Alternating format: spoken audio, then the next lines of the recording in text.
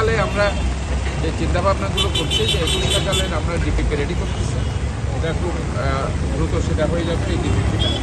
এটা যদি হয়ে যায় আশা করি চট্টগ্রামের সিটি কর্পোরেশন এবং চট্টগ্রাম মহানগরের যে কমপ্লিট জলাবদ্ধতার যে সমস্যা এবং পানির যে সমস্যা আশা করি জনগণ কিন্তু 90 to 100% সুফল পাবে। তো এটা ডিপিপি রেডি করা হচ্ছে, বাট এবছর তো আর হবে না, এটা হলে হয় আগামী বছর থেকে সেটা শুরু করতে হবে।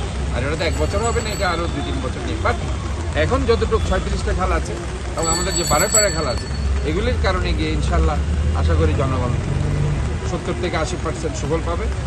বাট যে জিনিসটা আমরা আশা করেছিলাম হয়তোবা এই হিজরা খাল এবং আরেকটা হচ্ছে জামাল খান খাল, এরা যদি কাজ করার সুযোগ পেত, কাজ তো এখন বন্ধ করে দিয়েছে জনগণের সুবিধার জন্য। জনগণ তো আসলে এই 2-3 দিন ভোগান্তির কারণে আমরাই বলেছি ঠিক আছে কাজটা আপনারা পরে করেন, বর্ষার পরে। কাজে এটা নেক্সট এই যে বর্ষার পরে তারা আবার কাজ ধরবে, হয়তো 3-4 মাস লাগবে কাজটা শেষ হবে।